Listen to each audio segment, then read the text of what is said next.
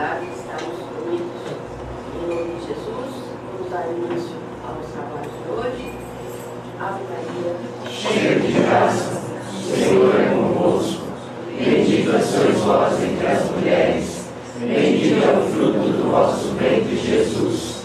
Santa Maria, Mãe de Jesus, rogai por nós, filhos do Senhor, agora e na hora de nossa passagem. Que assim seja, graças a Deus. Bom, esse material aqui nós montamos em cima desse texto aqui, desse livro da Bárbara Brennan, Luz Emergente. Não sei se vocês já chegaram a ver ou ler esse material. Ele tem um escopo bem interessante, né? Fala inclusive muito das ligações que nós temos com as pessoas. Ela chama de cordões, né? E a maioria de nós acha que só da gente conhecer, ou se despedir, ou se separar de alguém, as coisas já foram resolvidas. E não é bem assim. Tá? Esses cordões ainda continuam sendo mantidos, né? As ligações continuam sendo perpetuadas. E tem mais um detalhe, essas ligações elas vão entre encarnações. Os fios não se cortam. E aí você não entende porque nasce várias vezes na mesma família, encontra várias vezes aquele seu marido, aquela sua esposa, e é a mesma. Porque os cordões não foram cortados. Ou seja, tem coisas pendentes ainda de resolução. Ela também trata, né, aqui eu coloquei só os temas principais que ela aborda no texto, né? Não vai dar para a gente falar de tudo, mas eu peguei pelo menos os pontos principais dela. Ela tem uma perspectiva, né, que mostra essas 4 dimensões, segundo ela, né, que nós temos, né? Falando da parte física, né, depois ela chama de aura, né, que seria todos esses campos bioenergéticos que nós temos. E aqui ela dá uma perspectiva muito parecida com o que Ramatiz ou que as linhas orientais trabalham, que é a parte dos corpos, né, os corpos dimensionais, as dimensões. Então esse seria o desenho que ela representa. Inclusive o chakra, não sei se dá para perceber que tem os chakras aqui no meio. Aí ela tem uma terceira dimensão que ela chama de Hara, né? E esse Hara é exatamente o quê? O alinhamento com a Terra, ou seja, todos os nossos corpos, e não deveria ser diferente, né? Ele tem que ter um alinhamento com a Terra. E esse alinhamento está muito vinculado ao local onde você nasce. A cidade, o país, tá? Inclusive, os chakras nossos, né, eles têm um alinhamento.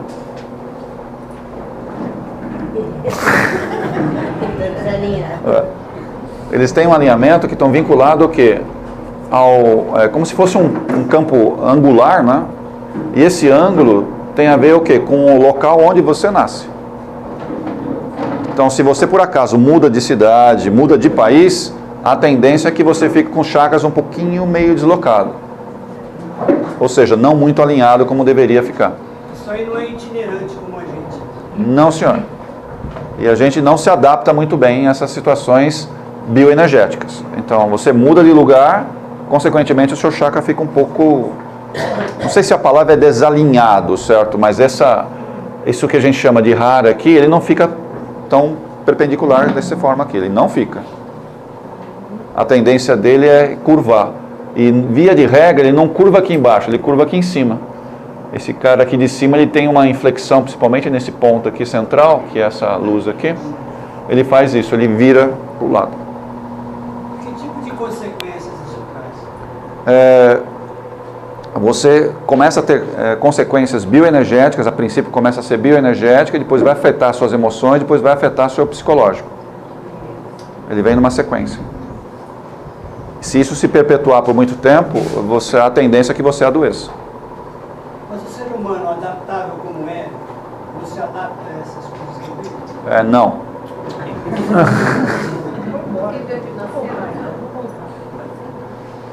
Então, teoricamente, todo imigrante deveria ser torto, né? Ele é torto. Então, meu pai e minha mãe torto, né? Um veio da Polônia e outro da Arábia. Que ótimo. Aí tem a gente torto. Torto. Então... Mas o Brasil não vai ser terra que vai receber muitas pessoas pessoas de outros países. Isso já está acontecendo. Mas o alinhamento só acontece na encarnação. Então, enquanto você está encarnado, né, e você muda, você perde um pouco esse eixo. Você perde um pouco esse eixo. Tá?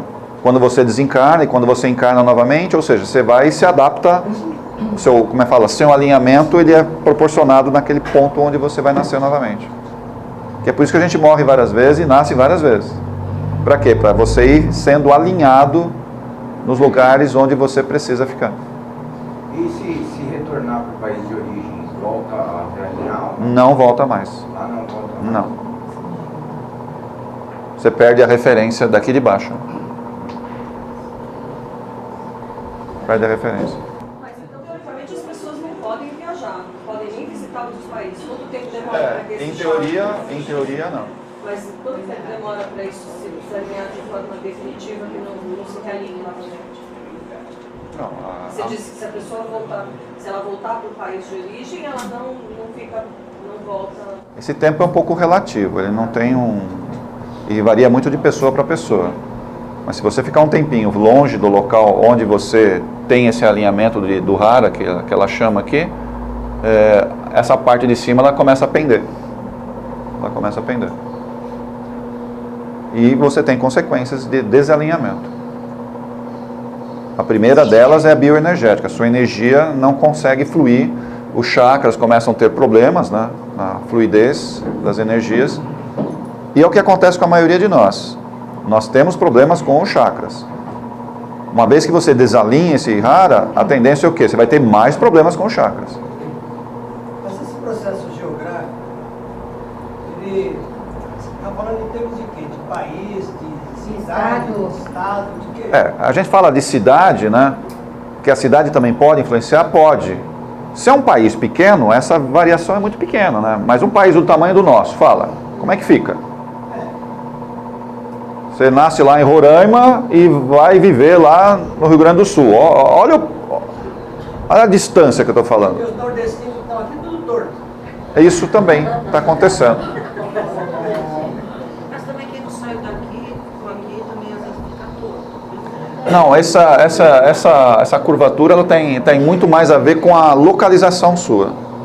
Com a localização. É lógico que uns aspectos emocionais que vêm sendo carregados aqui também faz isso perder o alinhamento. Isso também acontece. Mas uma boa parte de nós está desalinhados por uma questão localização, que tem a ver com esse aterramento aqui, ó. Tem a ver com esse aterramento aqui. Tem a ver com isso. Uma pessoa que vai viajar, fica 30 dias longe, tem voo para cá. É isso? Sim. Quem tem uma mediunidade um pouco mais aflorada, ele tende a fazer o quê? Mais rapidamente esse desalinhamento. Quem é um pouco mais ogro, você conhece esse termo? Um pouco mais... o desalinhamento é mais lento, pode-se dizer assim. Então depende um pouco da sua mediunidade. Seu campo mediúnico, se for um pouco mais aberto, você já vem com a mediunidade um pouco mais exacerbada, a tendência é o quê? Esse desalinhamento é muito rápido. É muito rápido. E não precisa nem muitas vezes mudar de lugar. Basta você pensar no lugar. Ele já desalinha. Então, tipo de desdobramento? Sim. Isso daqui não é físico, pessoal. Dá para entender? Aqui não tem nada a ver com físico.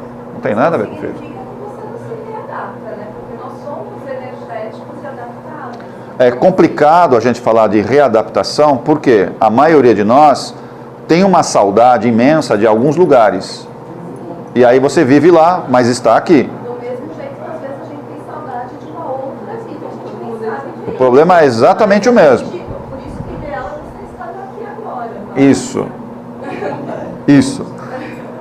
Então, qualquer coisa que não esteja nesta dimensão, não esteja nesse local físico aqui, a tendência é o que? Você desalinhar. E vai desalinhar. E não precisa necessariamente você viajar, não precisa necessariamente você pensa, esse alinhamento já começa a pender, ele já começa a entortar. Ele já começa a entortar. Desdobrado também, Hã? desdobrado durante o dia. Isso também, isso é um desdobramento, porque isso aqui não é no corpo físico, né? Isso daqui é no corpo astral, etérico nem tanto, mas é mais o astral e o mental. Não tem tanto a ver com a localização onde você está. Eu estou falando Não, que... você está espiritualmente onde o Sim. seu anseio está. Sim. Mas uma vez que você mude de lugar, isso também vai acontecer. O processo é o mesmo. É a mesma coisa.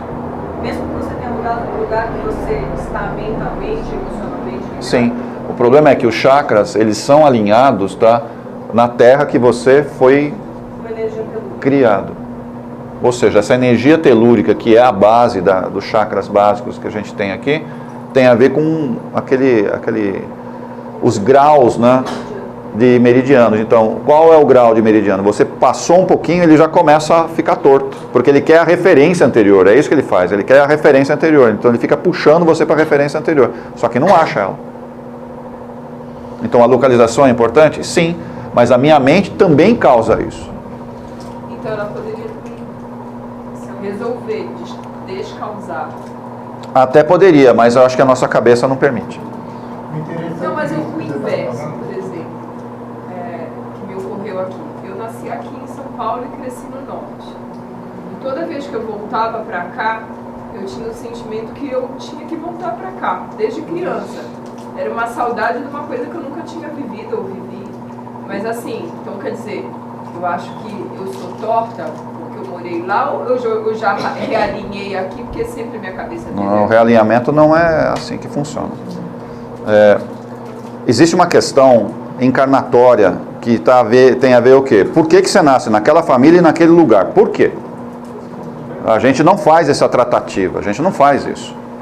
Aonde eu quero estar, é com quem eu quero estar, mas a pergunta não é essa. A pergunta é, por que você nasceu aqui, ou lá, sei lá, independente do lugar, e com aquele grupo? Por quê? Existe sempre uma resposta espiritual que muitas vezes, eu quero abortar esse significado para a minha existência, porque vai envolver o quê? Confrontos íntimos, e eu não quero passar por isso. O que eu faço? Eu vou embora. E vou mesmo. Vou procurar outro lugar, outras pessoas, outras famílias. Eu vou procurar outras famílias. E até vou arrumar um bom emprego, longe daqui. A pergunta é, mas por que você nasceu aqui? Você tem ideia? Você já fez essa autoanálise? Por que você nasceu aqui? Independente do local que você tenha nascido, mas por que você nasceu naquele lugar, com aquele grupo familiar, com aquelas referências? Você fala, mas eu posso mudar? Sim, todo mundo pode mudar. Mas a pergunta é, mas por que você nasceu? Você já fez essa autoanálise? Mas, Tony, isso soa com um certo determinismo, não é? É um determinismo. Nós temos que operar na nossa realidade. Muitas vezes você nasce no local, você tem uma certa missão, não missão. Não é missão. Eu sei, entre aspas. Ninguém aqui é missionário, mas... Eu sei, você tem uma certa função naquele local. Sim. Você cumpre aquela função, aquilo se ajusta e você parte para uma nova experiência. Isso não seria possível também? Isso é possível. Mas não é a realidade nossa aqui, não. Entendi. Ninguém faz isso aqui. Quando você está incomodado financeiramente, amoristicamente, né? Você sabe. Você tem algum incômodo nas relações, no trabalho, ou seja, esse negócio não está bom para mim, eu vou sair daqui. Então você sai das relações, você sai dos seus amores, sai do local, sai do clima.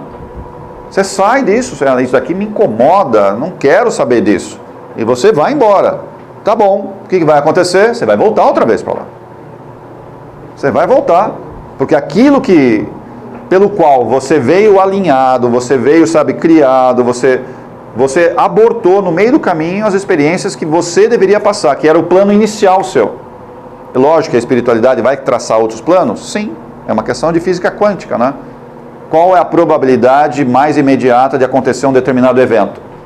Esse é o plano principal nosso. Mas tem planos secundários? Todo mundo tem planos secundários, terciários, quartários. Todo mundo tem planos, mas não são os nossos planos, porque a gente não é bom de planejamento. A espiritualidade traça esses planos pra gente. Se não for aqui, você pode ir lá, você pode aqui. Isso existe. Todo mundo que por alguma razão foi parar em outro país, igual a filha dela que nasceu em Atlanta e veio para cá, está quebrando um planejamento. Eu acho que mais lógico, eu estou falando do meu ponto de vista, é pensar que existe um planejamento maior e que a espiritualidade sabe como... O planejamento maior, como eu falei, existe o plano... Uma criança de 3 meses não foi... Ela veio com a família, não é possível que a espiritualidade não tinha uma noção que ela ia nascer lá e ia trocar de lugar. A espiritualidade tem, nós não temos. Ué, mas a criança não foi decisão dela, por isso que A decisão é de quem? Da filha dela, de 3 meses, que saiu de um lugar e veio beber pra cá? O que é ser um pai e uma mãe? Vocês têm ideia? Cada um aqui tem seus filhos, tá. Você tem ideia das responsabilidades espirituais? Não estou falando lá de amamentar, de cuidar. É a responsabilidade, eu acho que no mínimo básica. Isso é básico. Você tem que cuidar bem dos seus filhos, tem que dar educação, tem que proteger. Tá, esquece isso. Não estou falando disso. Qual a nossa responsabilidade espiritual com relação àquele ser que está vindo comigo? Vocês têm ideia do imbróglio que tem atrás disso? Ah, mas eu amo tanto esse bebê. Tá bom, eu estou entendendo que você ama aquilo lá. Mas o que vem atrás disso? Você tem ideia da responsabilidade espiritual que nós temos? Espiritualmente a gente nem imagina o que vem. O pacote que vem junto. E tem responsabilidades com o local? Sim. Tem responsabilidades com a família? Sim. Com o trabalho, com aquele tratamento que hoje a maioria de nós não consegue tratar desses seres, que é a questão emocional. Nós estamos levando emocionalmente todas essas crianças para uma verdadeira derrocada. Elas não sabem lidar com as emoções. E nós não estamos sabendo lidar com esses seres que precisam, acima de tudo, ser trabalhados o quê? Emocionalmente. Nessa visão, eu posso entender todos esses refugiados, os venezuelanos e tantos outros aí da Ásia, que saem daquelas condições absurdas para se defender. Eles deveriam ficar no seu país e sofrer as consequências? Ninguém nasce... Espiritualmente. Então, olhando espiritualmente, ninguém nasce no lugar errado com a família errada. Não existe isso. Não existe isso. Existe sempre uma resposta muito maior que nós não entendemos,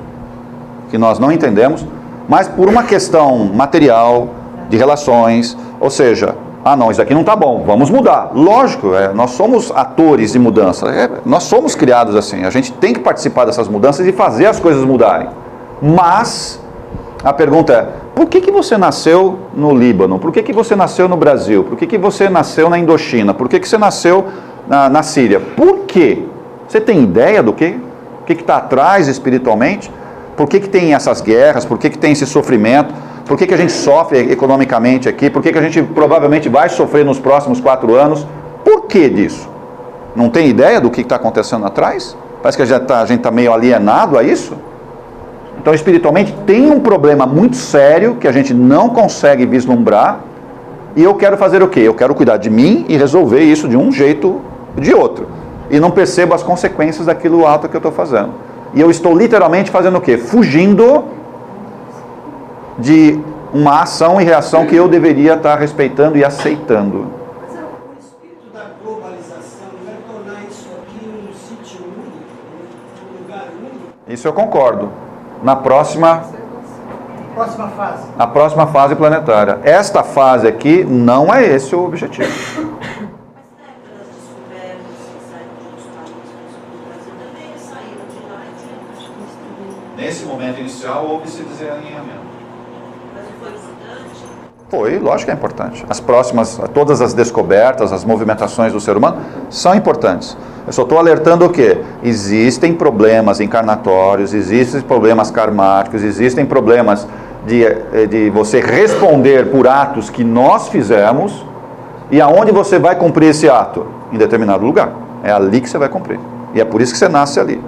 Aí eu posso querer mudar isso? Sim. Aí o plano A não é o válido, vem um plano B, um plano C, sei lá. Vem outros planos para você. Então muitos de nós fogem literalmente o quê? Do sofrimento, entre aspas, que eu não entendo que a gente sofra. Acho que sofrimento para nós não existe. Existe aprendizado, só que eu não gosto de certos aprendizados. Aí eu acho que eu sofro.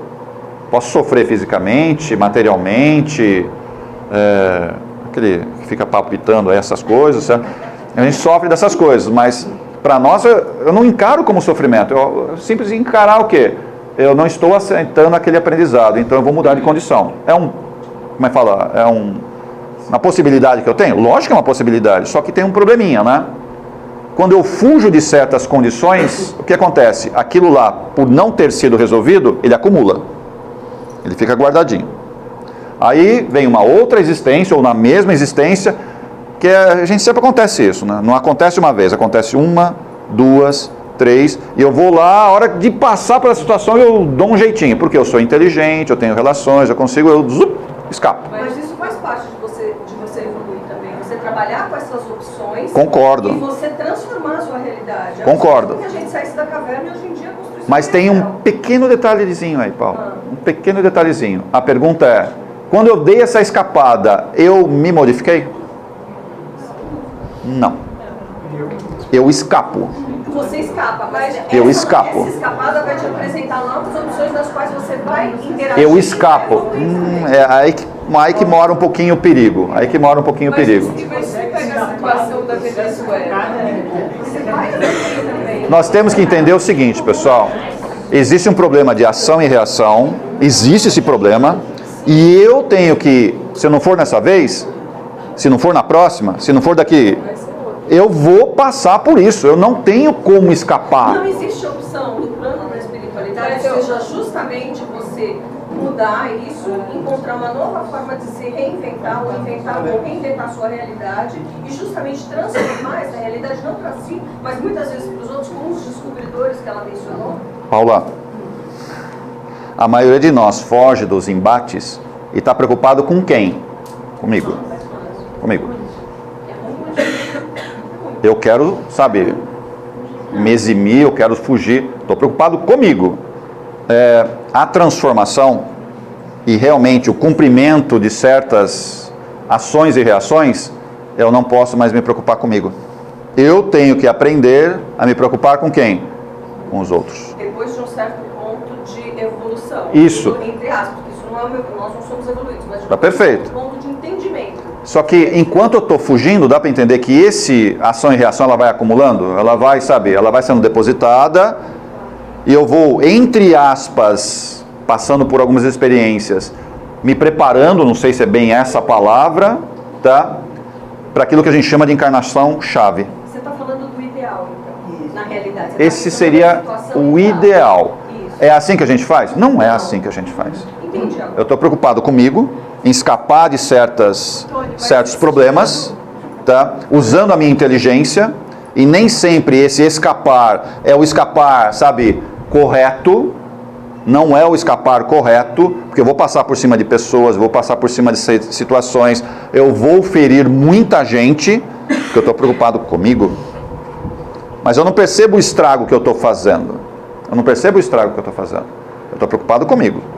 se a gente pega, vamos supor a situação da Venezuela, que acho que deveria ter um plano maior também entre uma pessoa que tem, dá um direcionamento para o país, onde muitos ali sofrem as consequências. Não é assim. A ação de um que faz é uma coisa mais coletiva. Eu não sei o que responder para você, porque eu não entendi a sua pergunta. Não, ela fez uma sugestão. Será que não seria? Será do coletivo. O será é muito relativo, certo? O será é muito relativo. Será é muito relativo. Mas existe um planejamento, novamente, existe um planejamento espiritual inicial, que é o plano A, para todo mundo que está aqui, que tem a ver aonde você nasce, o grupo familiar que você pertence, as relações que você teria que ter naquele grupamento, independente se é individual ou grupal, não interessa isso, mas esse plano inicial é feito para você e para as pessoas que estão em volta de você. Tudo isso é feito com um planejamento inicial. Pode ser mudado? Lógico, eu tenho os direitos às escolhas. Os meus livres-arbítrios vão fazendo o quê? Vão me direcionando pelas escolhas que eu tenho. Mas aquilo que eu fujo, independente da situação que seja econômica, de guerra, de amor, sabe, de decepções, independente da fuga que eu faço, aquilo lá acumula. Ou nessa vida eu vou passar novamente por a mesma situação para ver, você aprendeu aquilo que você fez lá atrás nessa vida? Você aprendeu que você não pode fugir? Você tem que enfrentar. E enfrentar como? Entender a situação, ajudar quem estiver perto, porque nós somos testados, pessoal, não quando eu estou bem economicamente, bem nas relações. Eu não sou testado aí. Eu sou testado o quê? Na crise. Que ser que você é na crise. Esse é o teste verdadeiro. É quando você não tem mais dinheiro, acabou o seu dinheiro, aí você é testado. O que você faz? Quando você perdeu a pessoa que tanto você era apaixonado, você perdeu aquela pessoa. Ou ela te abandonou, fez... Não sei o que aconteceu. Ou o cara do lado de lá chamou ela, e aí? É aí que você é testado, é na crise, pessoal. Não quando está tudo bem, não tem teste aí, não tem graça. O que eu aprendo aí? Que tipo de ser eu sou? Eu sou na crise. O país vai entrar em guerra, vai entrar, sei lá, numa situação econômica terrível, vai. É aí que eu sou testado. O como eu ajo com as pessoas na crise. Que tipo de homem, que tipo de mulher eu sou. E não é olhar só os meus pintinhos. Isso é fácil cuidar. São pessoas que você ama, está ali perto de você. E os outros que não pertencem ao seu criador, ou seja, não está embaixo das suas asas de mãe galinha, não é assim? Aqui vários aqui têm síndrome de galinha, né? Protege, abre as asinhas, não é assim? Protege, mas não pode ser embaixo das asas só. E eu vou ser testado, e tem teste vindo mais forte ainda para os brasileiros na crise. O que você faz? Como você age? Ah, vou embora. Olha o que você está fazendo. Então, olha o que você está fazendo. Você pode fugir? Lógico que você pode fugir. Você tem direito às suas... Sim. Mas vai chegar um ponto, sabe o que vai acontecer? Você não vai conseguir mais escapar, porque você vai vir numa condição financeira tão deprimente que você não tem dinheiro para viajar. E aí você tem que fazer o quê? Você vai ter que cumprir. Vocês não estão entendendo, né? Então, você tem inteligência, você tem condições, você tem condições de estudar, você consegue empregos razoáveis, sabe? Você consegue. Então, teoricamente, estão te dando, tá vendo? Ó, o banquete está aqui, sirva-se, mas não engorda. Sirva-se do banquete, mas não engorda, porque se você engordar, você vai ter que perder esse peso na marra. Monta os celeiros. Que seja. Então, quando nós trabalhamos um pouco e começamos a entender que as situações pelas quais nós estamos enfrentando, não interessa se é de cunho pessoal, se é de cunho coletivo, tanto faz isso. Eu tenho que aprender a fazer o quê? Enfrenta. Luta aqui dentro. Enfrenta, você tem que enfrentar. A Venezuela tinha que ter lutado antes, lá. Em vez de agora ter, não, aí tem a questão, a questão pessoal nossa. A questão pessoal nossa. A questão pessoal nossa. Nós temos a questão de compaixão, de dó pelas pessoas. Dó a gente não deve ter pelas pessoas, mas tudo bem. Mas muitos têm dó pela pessoa. Compaixão? Tá. Nós queremos ajudar essas pessoas? Sim, é parte nossa. A gente deve ajudar, sempre fazer isso. Não tem nada de errado em fazer isso. A pergunta é, essas pessoas que teoricamente escaparam de uma situação crítica, uma situação difícil, elas nasceram lá por quê? Assim, na boa? Eles erraram o lugar de nascer? Foi isso que aconteceu? Me desculpe. Existe resgate coletivo pesado, sim. Você é um brasileiro que nasce aqui, você acha que o Brasil não tem nenhum resgate coletivo pesado da nação inteira? Tem resgate pesado, sim. Que envolve um paizinho aqui do nosso lado chamado Paraguai. Como resolve esse problema paraguaio? Que aconteceu alguns séculos lá atrás. Como resolve isso? A Guerra do Paraguai. Então, onde praticamente todos os homens que existiam naquela época foram assassinados. Foram assassinados. Isso foi o quê? Um genocídio assim, sabe? Gigantesco. E aí vem um marechal e ele se torna presidente porque ele fez o quê? Nós vencemos os paraguaios. A que custo? É isso que nós queremos? Você acha que o brasileiro não tem alguns karmas que ele tem? Outros karmas, pesados ainda. Nós vamos ter que cumprir isso? Vai. Mas eu não concordo com isso. Eu não estava presente lá. Ah, Tava sim. Opa. Mas eu não lembro disso. Tá. Ainda bem que não lembra. Ainda bem que eu não lembro. Porque você não vai lembrar quantos que você furou a garganta. Por isso que a gente tem às vezes problema na garganta. Às vezes você tem problema no coração. Ah, não, é porque eu como mal, minhas veias estão entupindo. Você não sabe por que a veia está entupindo. São traumas de coisas que nós fizemos lá atrás. Aí começa a brotar. E o que eu estou falando? Eu estou desalinhado e eu não entendo esse desalinhamento. E muitas vezes tem a ver com o local? Não, eu estou no lugar certo. Mas a minha mente, ela é o quê? O tempo inteiro detonado por coisas lá de trás, que a minha personalidade ela fica me cutucando aqui e me desalinha. E o que está acontecendo na verdade? Eu estou tentando entender ou me modificar e aprender a enfrentar as minhas vicissitudes desse momento. Tem uma palavra A gente não pode fugir dos embates, pessoal. Quando eu fujo, eu estou entendendo que ou não sou capaz, ou eu não quero, não é enfrentar a pessoa, não é enfrentar a situação financeira, não é isso que eu não quero me enfrentar.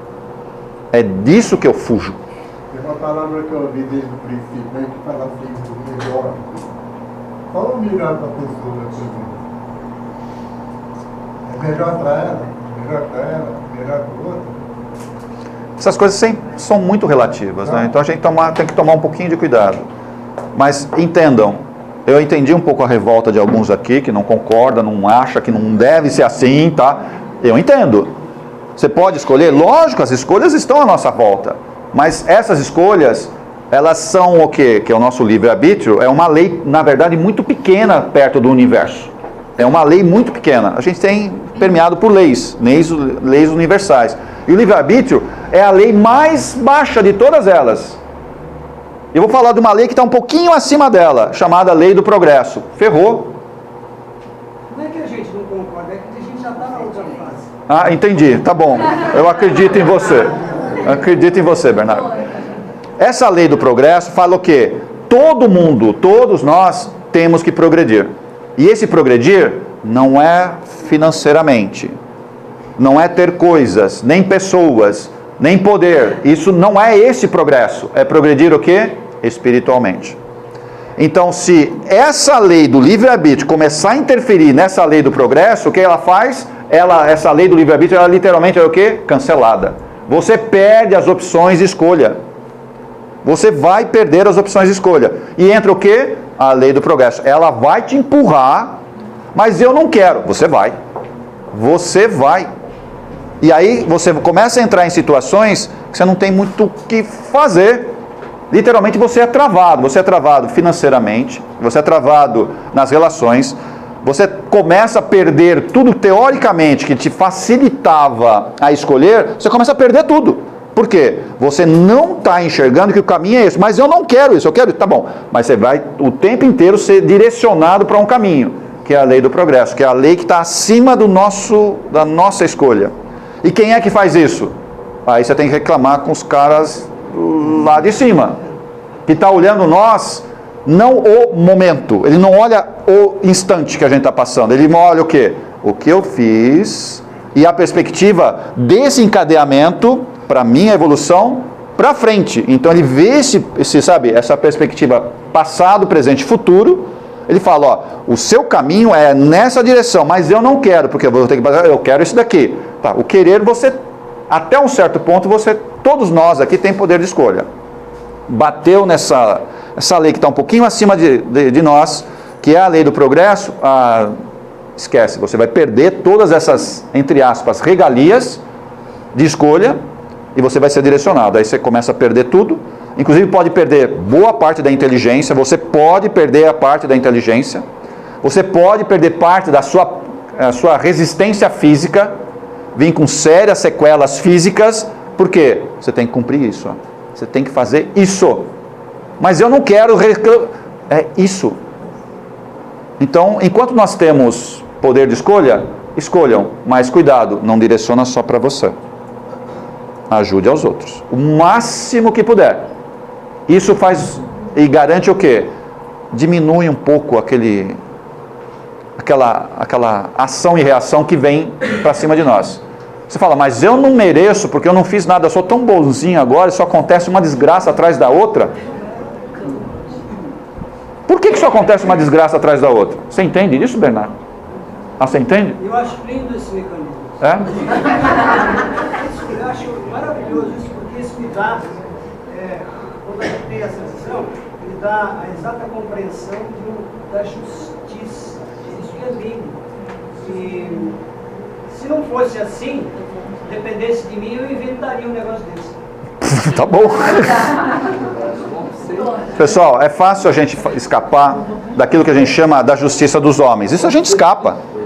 A gente burla tantas regras, tantas normas, a gente burla um monte de coisa. Mas essa justiça divina não tem como escapar, pessoal. Ela pode demorar séculos, mas essa justiça ela vai se aproximar de você. Que essa lei que está acima do livre-arbítrio, ela vai nos encontrar. E não tem como passar de cima disso daí. Oh, mas essa pessoa foi uma pessoa terrível. Olha quantas desgraças ela proporcionou, quantas pessoas ela dizimou. Calma, se a justiça não conseguiu pegar ela, não tem problema. A justiça divina vai chegar nela. Assim que se lida com vai chegar. os recalcitrantes, né, que somos nós. Nós somos recalcitrantes, pessoal. A gente reclama muito de algumas pessoas que fazem isso, não sei o quê. Nós somos recalcitrantes. Nós já aprontamos muito. Hoje nós falamos, não, mas isso hoje eu não faria. Hoje você não faria. Hoje você não faria. Tá? Mas eu tenho um pouco de dúvida se a gente não faria mesmo. É exatamente isso. Porque você não faria porque você, socialmente você tem algumas coisas que você aprendeu, economicamente, sentimentalmente, moralmente. Então você aprendeu, então isso eu não posso fazer, tá bom. Agora põe você num cantinho. Espreme você. Você segura aquilo que realmente você é, você segura no cantinho. Enquanto está, andando no meio, você vai segurando. Agora, espreme você num cantinho. Então, você está espremido. É assim? Não é essa a reação. Vocês já leram alguma coisa sobre lá na antiga Roma, quando os cristãos eram pegos, ok? Eles se deixavam. Eram levados para a arena, alguns eram queimados, outros eram... Isso. No Coliseu, exatamente isso. Que era o quê? Uma forma de atração, né? Enchia o Coliseu. Parece os dias de hoje, mas vamos lá. Hoje não tem essa matança, mas tem umas coisas, um negócio rolando lá que é parecido. Continua muito parecido. Aí você vê qual era o comportamento desses cristãos, pessoal. Vocês acham que esses cristãos não tinham problemas kármicos a serem resgatados ali? Lógico que tinha. Mas qual era o comportamento deles? Eles estavam pressionados no cantinho? Estavam no cantinho. Qual era a reação deles? Resignação. Qual era a reação deles? Porque eles aprenderam a fazer. Isso é dificílimo para nós. É uma situação extremamente difícil. Mas é esta a reação que nós temos que ter quando estivermos no cantinho. Eu sei, Paulo, é duro. É duro. É duro. Mas esses cristãos que realmente se resignaram naquele, que é um momento crítico. É um momento crítico.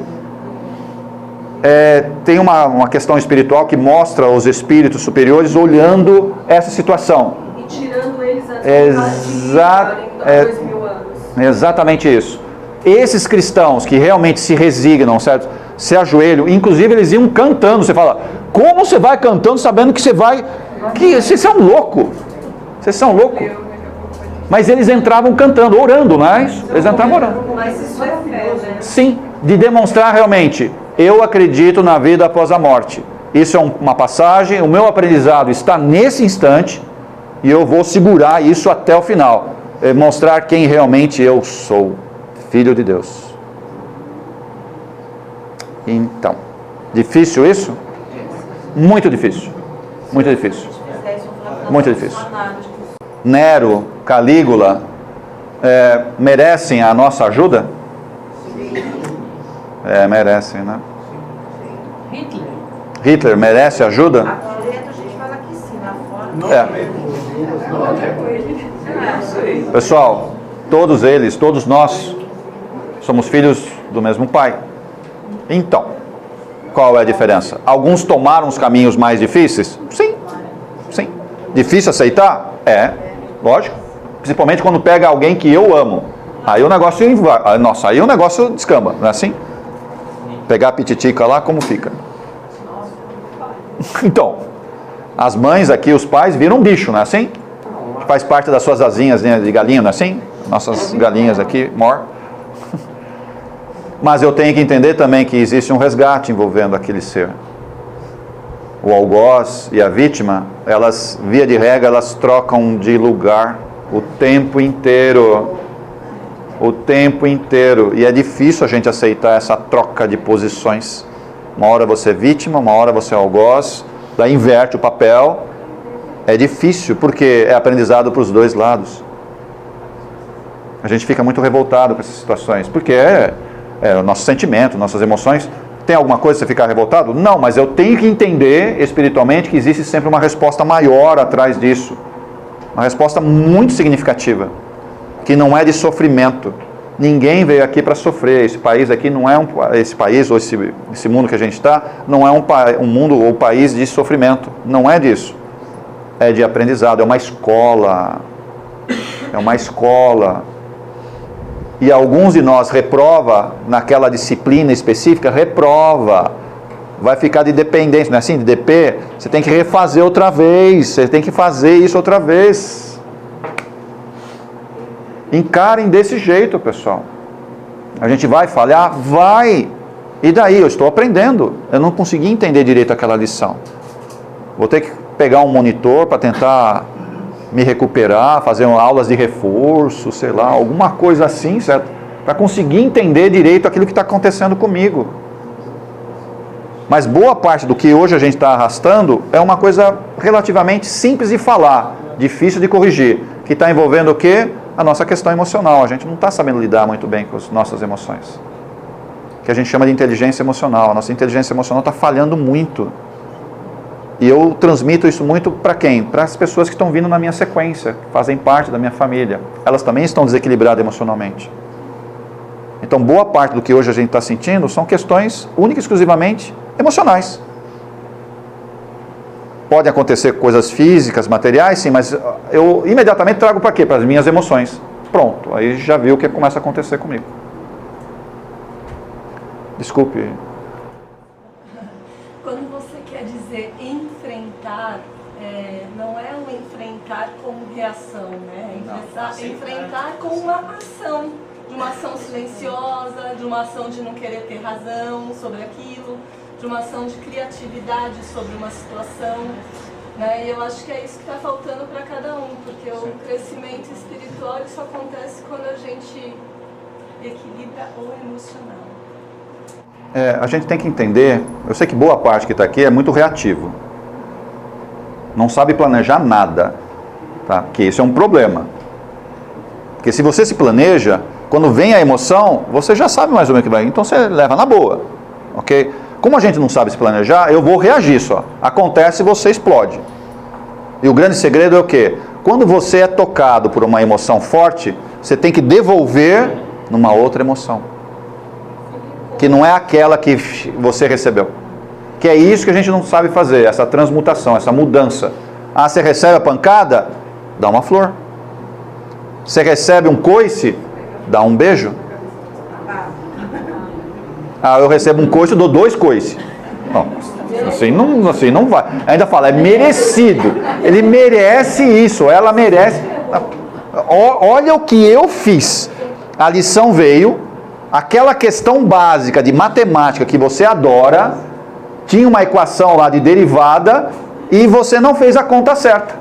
Mas tem gente que só aprende na dor, não consegue aprender. Você dá uma Eu entendo isso. Deus, ele lá em cima castiga a gente, que a gente não entende de outro jeito, imagina a gente os de baixo. Eu não posso trazer para mim a função de juiz. Eu não posso fazer isso. Eu não posso ser juiz de ninguém, nem de mim mesmo. Porque vários aqui têm um problema sério. As costas estão todinha esfacelada de chicotes. E quem deu esse chicote? Eu mesmo. Eu vou com o meu chicote e fico batendo. Minha culpa, não é assim que fala? Minha culpa, minha eterna culpa, não é assim? É assim? Minha máxima culpa, né? Conheço. As minhas costas estavam bem assim. Hoje, nos navios negreiros, né, quando os negros eram muito açoitados, depois aqui nas senzalas também, depois iam aquelas mulheres que sabiam como lidar de feridas, né, passavam aqueles bentos. Então as minhas costas hoje já não tem mais, como é que fala? A cicatriz tem, mas ela não tem mais aquilo que está em carne viva, ou seja, eu já não uso mais o chicote em mim. Eu já não trabalho pensando, eu sou culpado. Lógico, eu sou culpado de um monte de meleca, mas rapidamente eu trabalho a questão do auto-perdão. Eu tenho que aprender a me perdoar. Eu acho que responsabilidade é uma coisa que faz você criar um movimento diferente, uma nova ação. Agora, quando você fala em culpa, te estagna. Sim. Eu acho que a gente tem que tirar um pouco, começar a ressignificar essas palavras de culpa para assumir a responsabilidade sobre aquilo, inclusive, que você atrai. Mas, infelizmente, nós aqui, todos nós, somos um emaranhado de culpas. E a gente carrega isso muito forte. E hoje a questão maior que a gente percebe não é eu perdoar essa mocinha aqui porque ela me fez algo muito ruim. Não é perdoar ela. O problema hoje não é mais perdoar o outro. Aprende a perdoar você. Aprende a perdoar você. Porque como é que eu vou perdoá-la se eu não tenho o auto-perdão? Eu não consigo fazer isso. Não dá. Eu só consigo dar o perdão se eu tenho perdão para mim mesmo. Eu só consigo dar se eu tenho algo dentro de mim. Então, trabalha mais o auto-perdão, aí fica fácil eu perdoá-la. Fica fácil perdoá-la. Agora a gente fica forçando, eu preciso perdoar ela, preciso perdoar ele. Esse perdão não vai sair. Não vai sair. Esses grilhões que são exatamente esses cordões que ela fala muito, eles ficam amarrados. Eles ficam amarrados, eles não se desatam. Porque o perdão não saiu de dentro. E eu não me perdoei na situação. Não, mas foi ela que fez, foi ele que fez. Não é verdade. Eu não soube lidar com eu não soube lidar. Porque se eu soubesse lidar, a minha reação seria totalmente diferente. Totalmente diferente. Cuidado com essa função de juiz. Nós não somos juízes de nenhuma situação e de ninguém. Cuidado com isso. Nós somos mestres em fazer isso. Trazemos a justiça para nossas mãos. Que talvez aconteça isso nesses próximos 4 anos. Vamos ver o que vai dar. Posso falar dessa estrela do âmago aqui? Pessoal, eu tenho 110 slides e eu estou no segundo.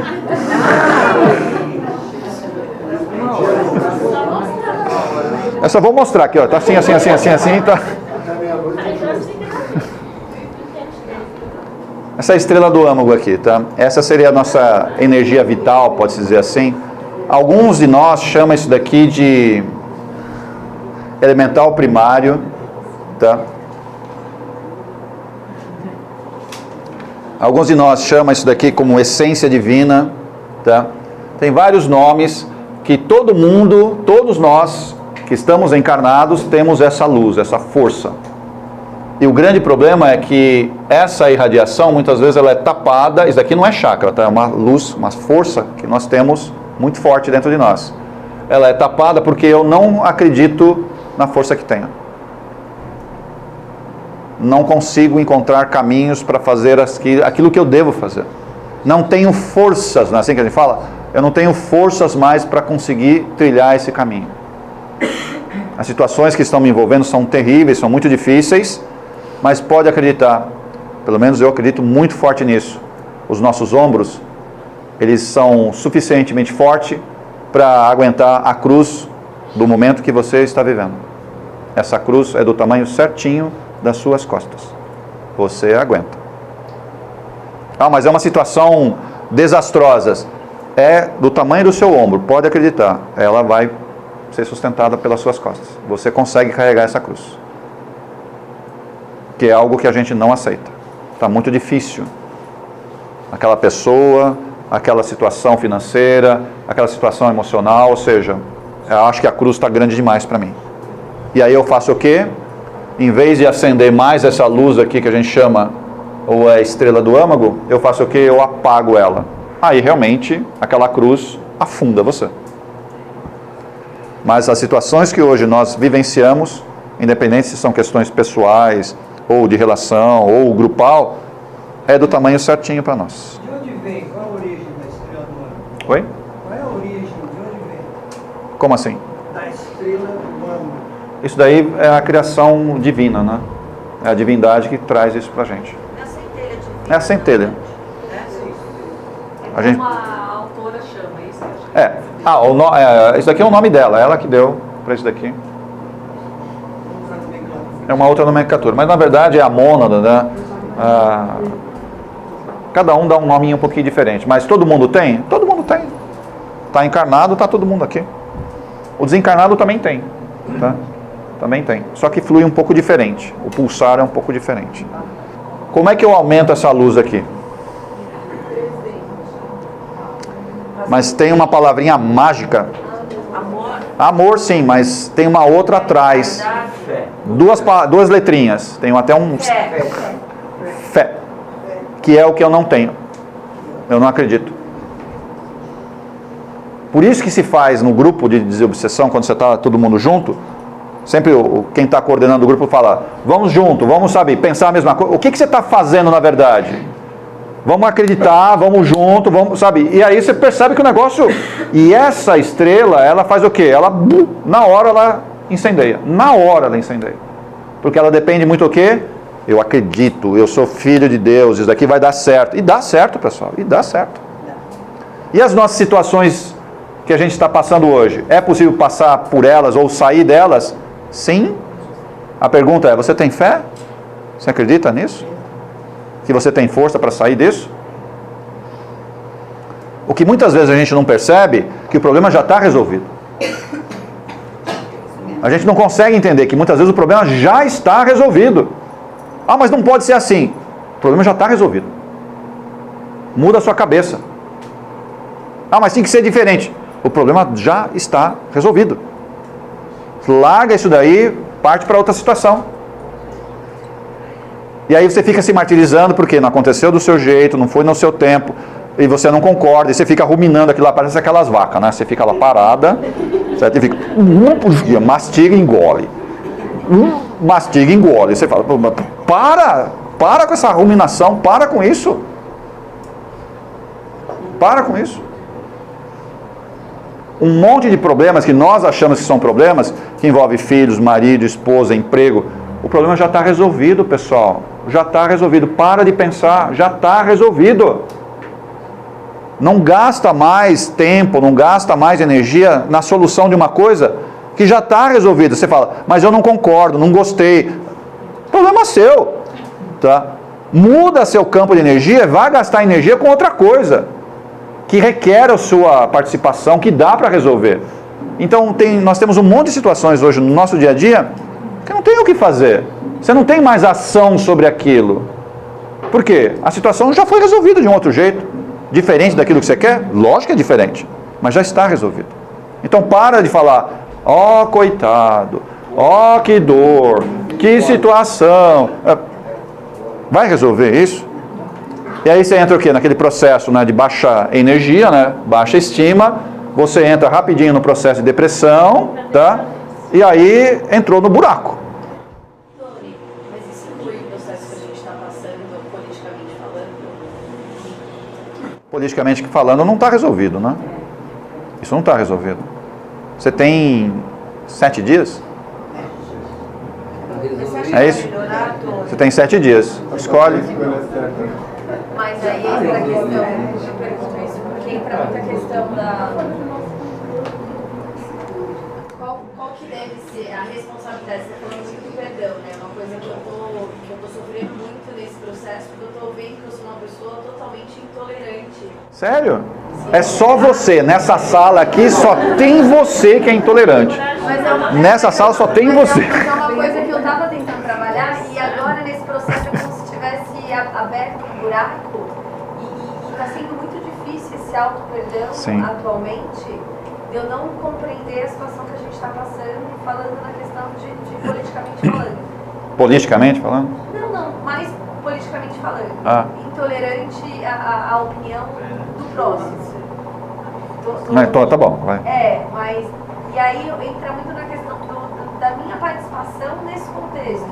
Aí quando você falou dessa até onde está resolvido, obviamente não está resolvido. Então, qual que deve ser a minha participação? Qual que deve ser a... Tá muito difícil, então, Aceita que tem menos? Nós temos algumas ferramentas legais, tá? E até de convencimento. Use-a. Ah, mas quem eu escolhi ou quem fiz não deu certo. E daí? Se você conseguiu contribuir, conseguiu modificar isso daí, ótimo. E se não conseguir, assume aquilo que vem. É assim que funciona. Porque a espiritualidade também vai votar. Vocês não estão entendendo, né? Também vai votar. Esse votar, entre aspas, significa, na verdade, dizer o quê? Esse povo aqui chamado brasileiro tem que passar por algumas coisas. Então, tá? Algumas coisas têm que acontecer. Já está escolhido. E se algumas coisas têm que acontecer, tá? Nós temos que fazer o quê? Independente de quem ganha, faz o seu papel. Porque nós temos que ter a seguinte noção: os nossos governantes, os nossos deputados, enfim, quem legisla esse país, eles têm controle o quê? De uma parte só da nossa vida, uma parte da nossa vida. E o resto da nossa vida me pertence. Então essa parte que nos pertence, faça bem feito, cuida dela, faça como deve ser feito. Faça como deve ser feito. Tá, mas aquele governo, isso é um problema do governo, não é um problema meu, especificamente. É um problema coletivo. Mas você pode fazer a diferença? Sim, independente de quem ganhe. Independente de quem ganha. A pergunta é, você vai fazer a diferença?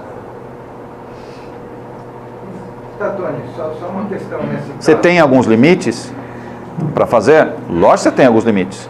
Mas, independente da situação que aconteça, faça bem a sua parte. Eu estou falando para você porque você levantou a questão.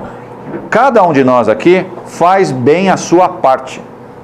Porque é isso, na verdade, que governa um país. É a população, pessoal, é o povo. Nunca foi os governos, nunca foi isso. Vocês acham que é um presidente, um senado, um congresso, ou até a parte judicial, que fala o que deve ou o que não deve ser feito num país? Não é essa a verdade. Eles dão limites, eles dão parâmetros, concordo, tá? Mas é o que realmente acontece na economia, o que acontece? Não é o que acontece. A gente sabe que os congressistas, eles não estão aqui no nosso dia a dia. Você vive numa vizinhança, vive numa família, eles têm o caso deles também, mas o quanto que eles interferem na sua família? Nada. Praticamente nada. Então, faça a diferença na sua família, no seu grupo de relacionamentos, na onde você trabalha. Faz você a diferença. Se cada um de nós fizer esse papel, pode acreditar, esse país se torna outro. Esse país se torna outro. Mas, Tony, só uma questão. Imaginando, independente de quem ganhe, o cenário seja o pior possível. Nesse caso, no que tange a nossa parte, admitir simplesmente aceitar o sofrimento, entre aspas, que na verdade, por você disse, não é um sofrimento, né? Um aprendizado, ou levantar o povo, que para mim, no meu ponto de vista, perdeu o poder de indignação e se levantar e ir para a guerra, e ser, de certa forma, um juiz, né?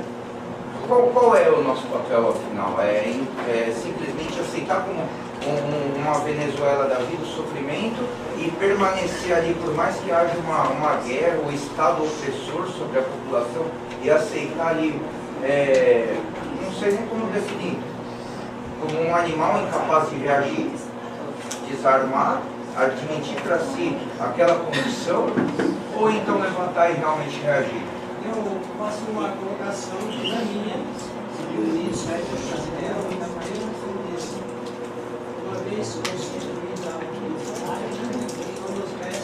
Fala mais alto, Ricardo, fala mais alto. E é isso que eu entendo que a gente quer. Levanta e vem aqui. Levanta e vem aqui.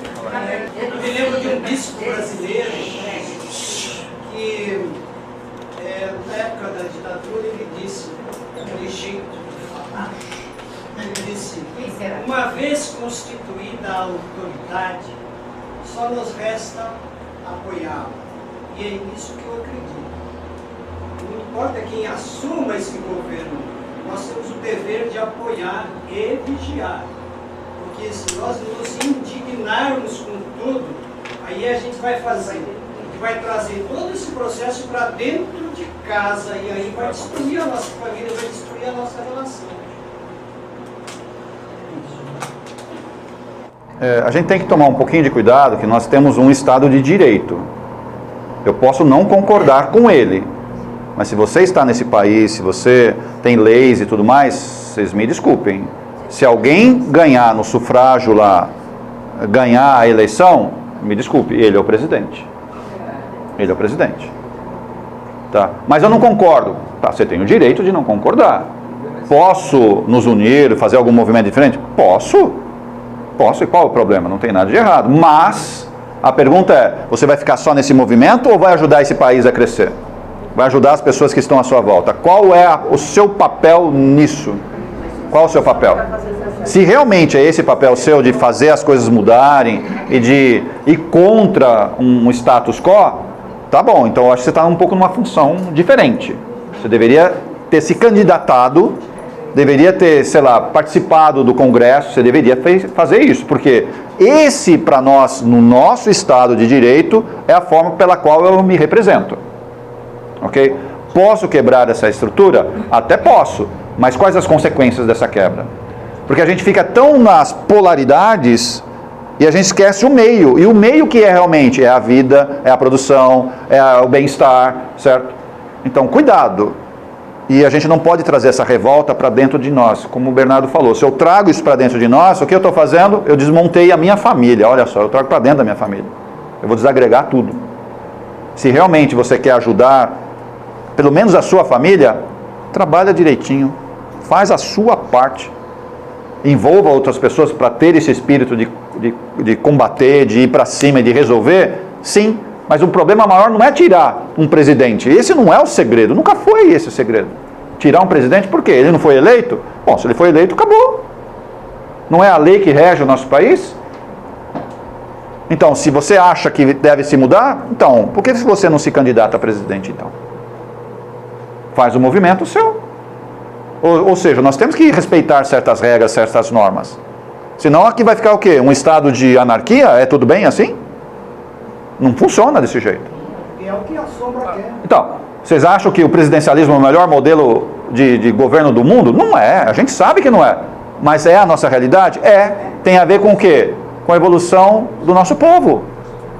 Ah, mas é nossa, eu estou falando da nossa evolução aqui. Essas coisas vão mudar? Vão, gradativamente estão mudando. Nós não éramos um reinado há um tempo atrás, depois um império, agora uma república.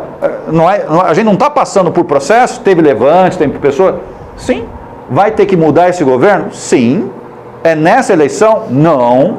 Não é nessa eleição. Só que eu tenho que respeitar certas regras, certas normas. Posso não concordar, mas as regras estão aí. Senão aqui fica insustentável. Esse comportamento imediatista nosso não funciona. Porque olha o que eu estou trazendo para mim novamente. O estado de juiz. Me desculpe, a gente não pode ser juiz. Ah, mas eu não concordo. Você tem todo o direito de não concordar. Mas a pergunta é, você vai fazer alguma coisa para isso mudar? Você pelo menos vai fazer a sua parte? Porque o que é que se requer de uma situação, de uma população como a nossa? Vamos trabalhar, pessoal. Vamos trabalhar. Vamos trabalhar. O pensamento desse povo, né? Você colocou ele lá, então, assim, dá para entender que o nosso sistema, por mais incorreto que seja, ele está representando a maioria? Tá. A gente vai falar o quê? Ah, mas eu sou uma minoria. Tá bom, então expressa a sua minoria. Mas o nosso Congresso também tem minorias sendo expressas lá? Também. Ah, então você quer participar disso? Então por que você não foi atrás disso? Por que você não tentou se candidatar? Para você expressar a sua minoria lá dentro. Qual é o problema? É assim que funciona no Estado de Direito. A gente está falando de um Estado de Direito. Eu posso não concordar, posso não apoiar. Todo mundo tem esse direito de não concordar, mas eu trago sempre para mim, né? O que é que eu vou fazer enquanto ser humano, enquanto pessoa que tem uma família, pessoa que tem o seu trabalho. A pergunta é, você vai fazer isso daí melhor? Você vai fazer isso melhor? Vai se preocupar um pouquinho mais com as questões que estão envoltas a nós? Porque é muito interessante, a gente só se preocupa com política, sabe que ideia, que época? Na eleição. Isso é um grande problema nosso. A gente não pode se preocupar com a política somente nesse dia. Isso é um grande erro nosso. A política tem que fazer parte do quê? Do nosso dia a dia. E nós somos políticos. Você fala, mas eu detesto político, uma ova. Todo mundo que está aqui faz negociações, negocia o tempo inteiro, faz até chantagem. Suborna.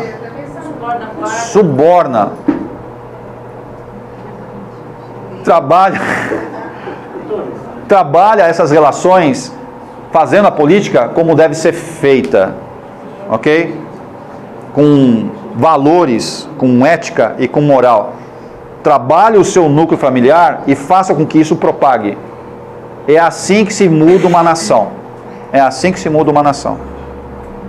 Eu não acredito em mudar a nação pela força, pela batalha. Eu não acredito.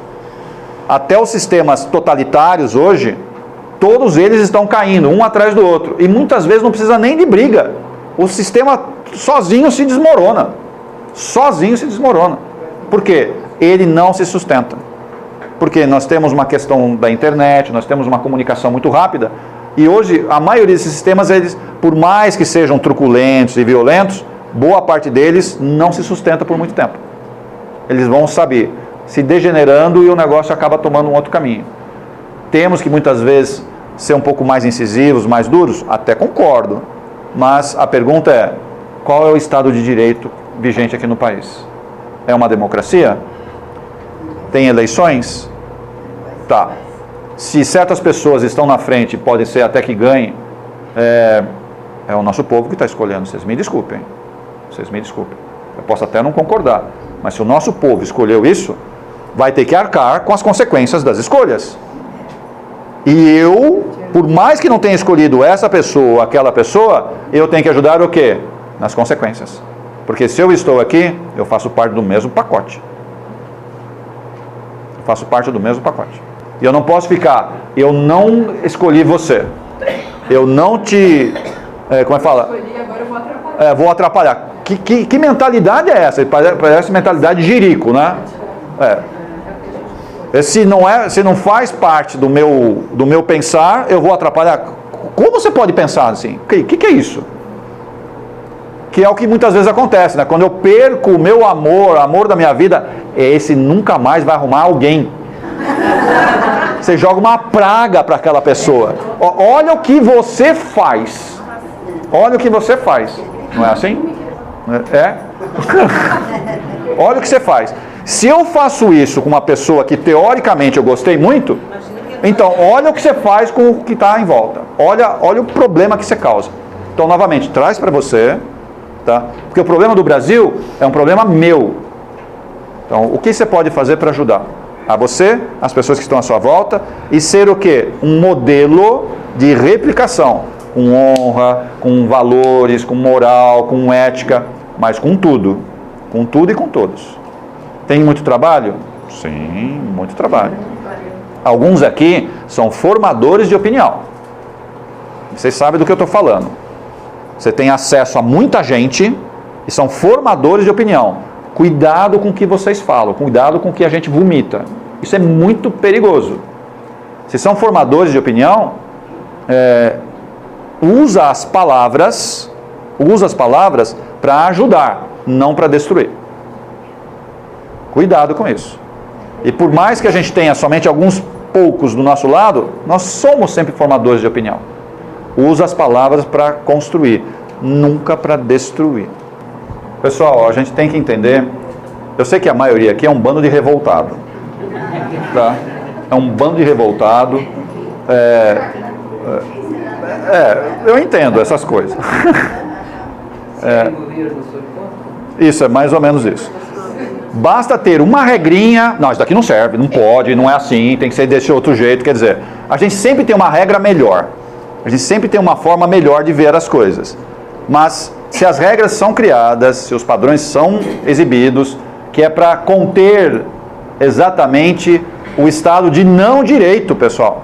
Regras, normas, leis, é exatamente para conter a ultrapassagem que eu faço sobre os meus direitos, ou seja, eu invado o direito dos outros. Um país culturalmente elevado, espiritualmente bem equilibrado, não deveria ter nenhuma lei. Nenhuma lei. Mas aí você fala, por que tem que ter lei? Porque nós somos todos uns descabeçados, pessoal. A gente passa por cima dos outros. A gente vai interferir no livre-arbítrio das pessoas. Eu não posso fazer isso. Aí precisa ter uma lei, regras, e duras às vezes. E quando eu não cumpro a lei, tem que vir um poder policial e vai lá dar um tranco em mim. Por quê? Eu não respeito o outro. Olha onde está o problema. Por que nós temos um dos códigos penais mais bem feito no mundo? Nosso Código Civil também é um dos melhores que tem no mundo. Agora, é cumprido? Não, a gente tem um monte de problema. E você vê o nosso sistema judiciário com uma infinidade de leis, artigos e mais artigos e mais artigos. Por que precisa ter tantas regras assim? Precisa se particularizar porque as pessoas... Porque nós não respeitamos o direito do outro. Nós não respeitamos, a gente passa por cima. Então tem que ter regras e duras. Tem que ser regras duras. Mas isso é o que se espera de um espírito superior? Não. O espírito superior não precisa de nenhuma regra escrita. Ele sabe, pela moral, pelos valores que ele tem, ele vai fazer o que tem que fazer. Ponto. Você não precisa cobrar, não faça isso. Ele já sabe o que ele tem que fazer. É o que se espera de nós? Sim. É do país hoje? Não. Nós estamos caminhando para isso? Sim, estamos caminhando. Tem algumas pessoas um pouco melhores dentro do nosso país em termos de evolução espiritual? Sim, lógico. Tem algumas pessoas que estão na mediana? Bastante. E tem algumas pessoas que ainda estão com um pensamento muito ainda atrasado na questão espiritual, nas questões dos valores, dos direitos? Sim. Esse é o pacote que nós temos. Temos que aprender a lidar com tudo isso. Agora, de que lado que eu estou? Colocando fogo ou tentando achar a tolerância, a paciência, encontrando um outro caminho? Tem que ter muita paciência nas situações? Sim, porque requer o quê? Um trabalho de longo prazo. Não simplesmente vem aqui, dá um corte, tem que ser tudo diferente. Não é assim que funciona. Vocês têm paciência? Não. Então vai ser difícil. Quem não tem paciência, tem problemas. Será que eu consigo mudar aqui? Aqui só falando um pouquinho dos 4 pontinhos ali. Deixa eu ver se eu pego umas tabelinhas aqui. Aqui só falando uma questão umas referências que nós temos históricas, que vem desde 5.000 a.C., que fala de prana, olha só. Os primeiros registros que fala de prana, que essa energia, fluido cósmico universal, não sei o quê, esses registros apareceram há 5.000 anos antes de Cristo. Ou seja, esse conceito dos orientais é muito mais antigo do que nós. Tá? A gente vem falar dessa questão bioenergética no século passado, praticamente. Tá? Então, quer dizer, a gente está um pouquinho atrasado com relação a essas informações. A própria China também tem muita informação. A época de Pitágoras também falava muito sobre isso. E aí já entra, daqui para cá, já entra na era cristã. Né? Esse cara aqui foi uma pessoa muito significativa nesse campo magnético. Tá? Ele trouxe algumas informações, um trabalho muito significativo, o Mesmer, né? Muito interessante.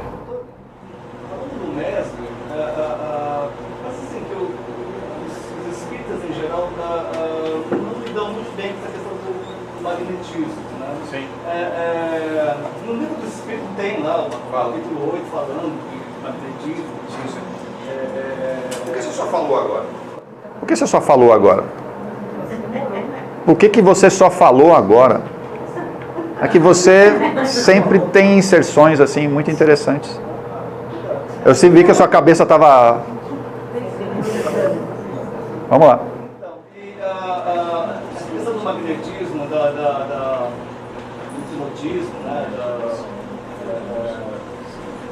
Parece que é muito mal trabalhado os espíritas, assim, só admite o magnetismo quando passa. Tem que ser bem rapidinho, é uma oração, E você tem grupos hoje, por exemplo, tanto no Nordeste, que são os magnetizadores espíritas, né? Que eles fazem tratamento, pensamento médico, né? Sim, através do magnetismo. O magnetismo, né? E eles são muito mal vistos pelos espíritas. Por que isso? Você lembra da época em 1850, 1860, assim? Você lembra dessa época aí? Aí vem um louco lá, escreve uns 5 livros e começa a falar de um monte de coisa do lado de lá, que ele comprovou, ele ia ver as mesas girantes, as coisas flutuando, umas coisas meio esquisitas, ele via isso. Fazia os médios incorporarem, que naquela época também era muito esquisito isso, fazia os médios incorporarem, trazia as entidades, sabe, e começava a tomar nota. Pegou, mandou 1.800 e lá vai fumaça de perguntas para vários centros diferentes e a resposta vinha a mesma. Olha o cara. E aí ele começa a escrever um monte de coisa, certo? E se ele escrevesse um pouquinho mais, se aprofundasse um pouquinho mais, ele estava quase sendo execrado, tá? Isso. E provavelmente ia ter sérios problemas com a Igreja Católica, já teve naquela época, teve sérios problemas com a Igreja Católica, e só faltou chamar ele de macumbeiro, tá? Porque eles também pensaram dele. Então, ele não conseguiu se aprofundar em muitos textos, não conseguiu se aprofundar em muitos detalhes. Eu sei que ele fala um pouquinho sobre o magnetismo, mas de forma muito sutil, muito elementar. E os espíritas se pegam muito nesse texto e falam, não, o espiritismo é só isso. Me desculpe, o espiritismo não é só isso. Isso daí é só uma base, né, inicial, que requer mais estudos, requer mais aprofundamento, que outros textos vieram na sequência, dando mais elucidação. Até o André Luiz, né, ele também fala mais de magnetismo. O André Luiz, que é uma leitura bem mais recente, mas também ele não aprofunda tanto assim. Agora, leituras como Mesmer, né, o próprio, aquele de capa azul lá, de medicina vibracional, como é que chama? O Gerber, o Richard Gerber, também que é do século passado, né, também se aprofunda bastante no campo magnético, certo? Que são textos fortes. Tá, e ele era um médico, né? Um médico que trabalhou com experiências e tudo mais. Ele traz isso para a realidade, o quanto que esse campo magnético é importante o quê? No tratamento nosso do dia a dia. Não é somente na questão espiritual, que é feito dentro de uma casa espírita ou não. No nosso dia a dia, o campo magnético interfere o tempo inteiro. O tempo inteiro o campo magnético está influenciando. E não basta somente você dar o passe, né? Só de você pensar, o campo magnético já interferiu. Que é exatamente essa influência à distância que o próprio Mesmer fala. Então, nosso campo magnético, ele meio que envolve a outra pessoa à distância? Sim. Pensa nela para você ver. Se você pensasse coisa boa, ótimo. O problema é que a gente só pensa muito forte nas pessoas quando a gente está com raiva. Aí você já viu que vai para a pessoa. Aí você já viu que vai para a pessoa.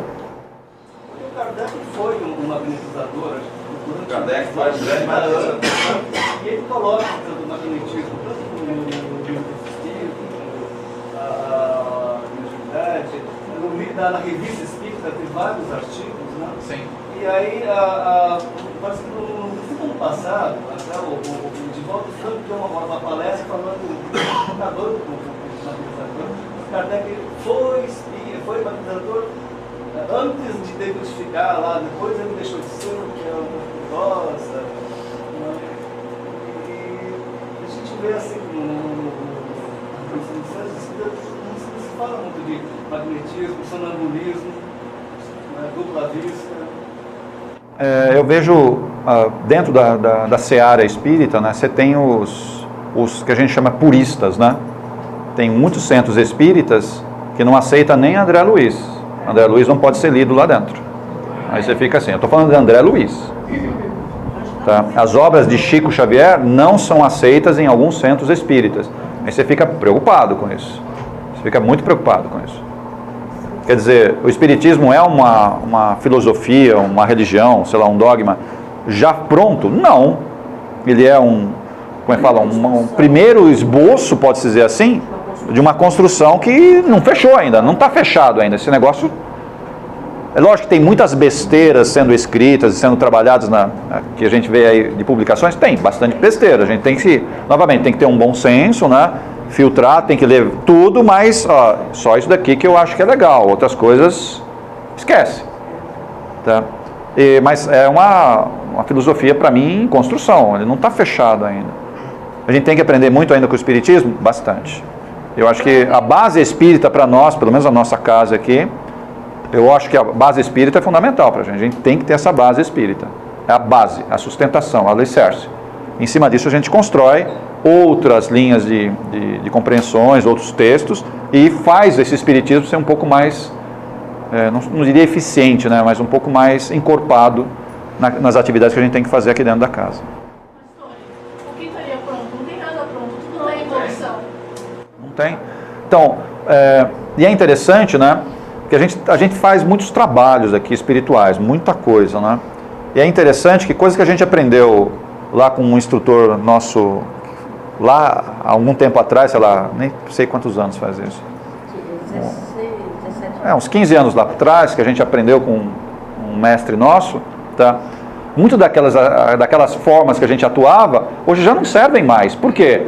Vocês acham que as trevas vão ficar, coitado, né? Eu vou ficar aqui, não tenho mais o que fazer, porque a apometria ela já está prontinha, certo? Eu não tenho mais o que fazer, porque a apometria vai me controlar. Você acha que as trevas estão paradinhas assim, esperando? Não. Eles estão trabalhando os campos magnéticos, outros campos magísticos. Eles estão trabalhando nisso. Inclusive lá tem aulas de apometria. Tá? Eles copiam a gente aqui e faz lá melhorado. Tá? E qual que é o diferencial nosso? Eu não posso parar de estudar.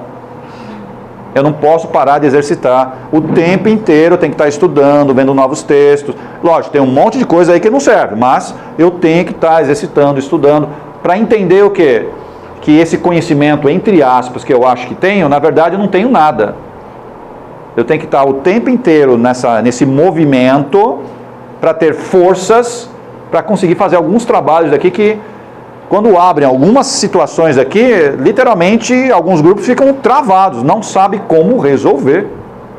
Você fala, e é porque eles não têm boa formação? Tem. O grupo tem boa formação, estuda, faz curso, já fizeram vários cursos. Mas tem certas situações que a gente fica, sabe, e agora? Como nós resolvemos espiritualmente falando? Espiritualmente falando. Você fica meio que, sabe, travado. Ainda bem que alguns de nós tem um pouquinho umas antenas ligadas aqui, a gente tem, parece ET, né? Como se todo mundo fosse, mas... E a gente consegue captar um pouco de informação de como a gente resolve algumas situações, e aí as coisas deslancham. Mas tem situações que não está escrito em nenhum livro, não está escrito em nenhum texto, e aí, faço como? As técnicas, eu acho que elas nos ajudam, mas a gente tem que entender que as técnicas, elas servem para algumas situações, em outras situações, aquela mesma técnica, esquece, não vai dar certo. Não vai dar certo. Se você não tiver aquela intuição, que é essa palavra certa, se você não tiver aquela intuição de escutar, e não é escutar no ouvido, é escutar aqui dentro, né? Porque isso daí é colocado em aspecto vibratório em você, e entender que tem que fazer de um outro jeito, ou com uma entidade, ou sem entidade, não interessa como, mas você tem que fazer de um outro jeito, aquele campo magístico, aquele campo energético, não vai ser desmontado. Tem que ser na hora. Mas é instantâneo, isso daí tem que ser... Você está perguntando para o fulano, então, demorou um pouco, isso daí já vai embora. E você tem que estar aberto, né? E todos nós que atuamos nessa casa, você tem que estar com a antena, sabe, o tempo inteiro aberto. Tem que estar com ela aberta.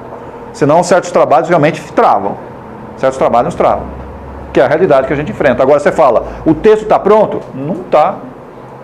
O nosso curso de apometria, toda vez que vai ser dado, a gente sempre enxerta algumas coisas, tira umas coisas e coloca outras. Por quê? A gente sabe que está sempre mudando.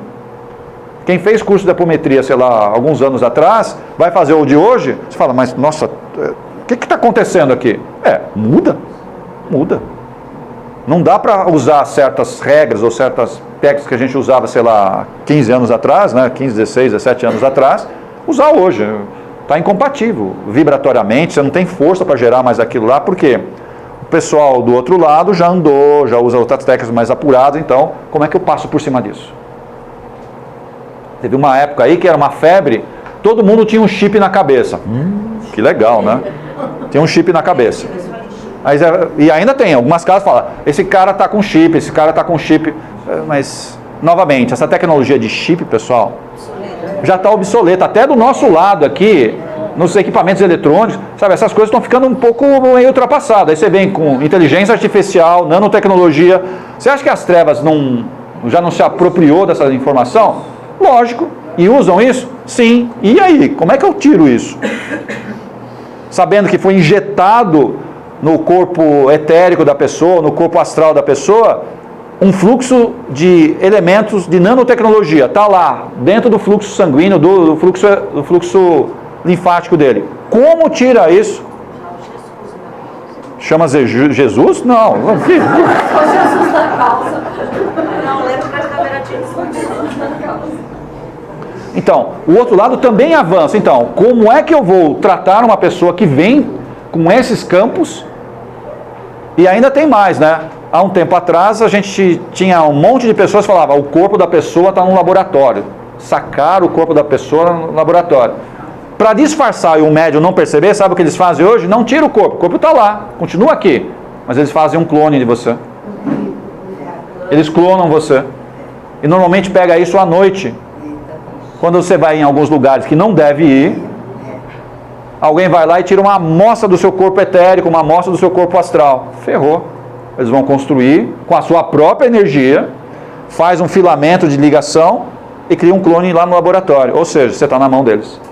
Aí o médium, ou a pessoa vem aqui para ser tratada, o médium que não tem muita experiência, os corpos estão todos no lugar, realmente estão todos no lugar. E não percebe aquele fiozinho bem fininho, ligando um clone que está no laboratório. Você não percebe isso. Então, tem que estudar um pouquinho mais? Então, isso sem contar que todos nós que estamos aqui tem um campo de magia. Então, como lidar com a magia? Todo mundo que está aqui nessa sala tem um campo de magia. Uns legalzinho, uns assim, outros assim. E aí? A gente tem que... eu vou colocar... Tem um aparelho aí chamado dedômetro. Você vai... Se está assim, assim... Como é que está o campo de energia? Ainda não está... Estou na hora ainda. Como é que a gente lida com isso? Como lidar com esses campos de magia? Que até um tempo atrás... Magia era um ou outro caso, agora parece que vem de balde. Quase todos os assistidos que vêm aqui, inclusive nós, vêm com campo de magia. Como lidar com isso? Então, se eu não estudo um pouco mais sobre magia, se eu não estudo um pouquinho mais sobre como desfazer esses campos magísticos, aí eu tenho que entender um pouquinho de geometria sagrada, da instituição do Flor da Vida, dos toros, ou seja, eu tenho que entender um pouco mais como é que funciona isso daí para conseguir desmontar os campos magísticos que estão nas pessoas e em mim mesmo. Tem que ir um pouco mais para frente, né? Eu preciso andar aqui, pessoal. Aqui só os campos. Deixa eu mostrar as influências que tem. Tem umas tabelas legais aqui, mas... Aqui do campo áurico, aqui das cores. Não sei se vocês gostam de usar cores para tratamento.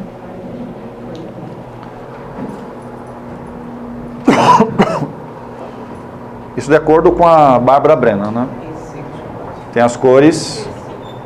Isso é muito utilizado na maca, na energização, é muito utilizado esse processo das cores, tá? Então a cromoterapia é utilizada aqui. A gente não usa as lâmpadas de cromoterapia, mas no processo de tratamento a cromoterapia está acontecendo. A gente muda a coloração e aplica isso. Aqui tem alguns impactos, né, do que acontece. São os efeitos, né, de cada uma das cores usada no corpo astral, etérico. No mental não funciona muito bem as cores, mas pelo menos no etérico e no astral funciona bem.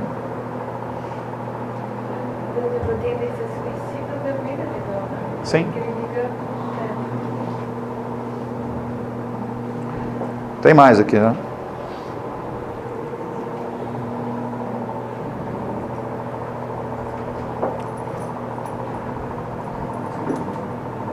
Você já fez a palestra Mão de Luz da Bárbara também? Não, eu precisava falar.